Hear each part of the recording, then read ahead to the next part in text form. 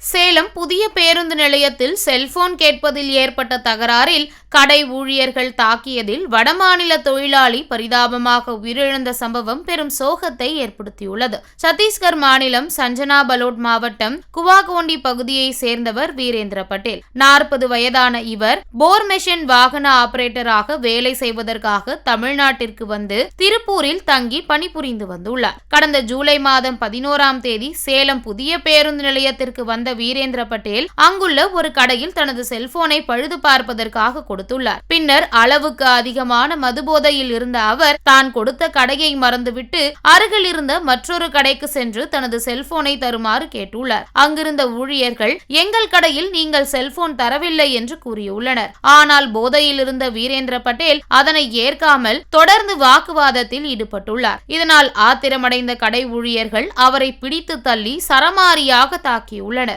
இந்த தாக்குதலில் நிலை தடுமாறி விழுந்த வீரேந்திர பட்டேலுக்கு தலையில் பலத்த காயம் ஏற்பட்டது. காயங்களுடன் மயங்கி கிடந்த அவரை அங்கிருந்தவர்கள் மீட்டு சிகிச்சைக்காக சேலம் அரசு மருத்துவமனையில் அனுமதித்தனர். அங்கு தீவிர சிகிச்சை அளிக்கப்பட்டு வந்த நிலையில் சிகிச்சை பலனின்றி வீரேந்திர பட்டேல் பரிதாபமாக உயிரிழந்தார். இதையடுத்து இந்த சம்பவத்தை கொலை வழக்காக பதிவு செய்த பள்ளப்பட்டி காவல் நிலைய போலீசார் தீவிர விசாரணை நடத்தினர். மேலும் தாக்குதலில் ஈடுபட்ட செல்போன் கடை ஊழியர்களான மணி, கவியரசன் மற்றும் மாதேஷ் ஆகிய 3 பேரை கைது செய்து சிறையில் அடைப்பதற்கான நடவடிக்கைகளை போலீசார் மேற்கொண்டு வருகின்றனர்.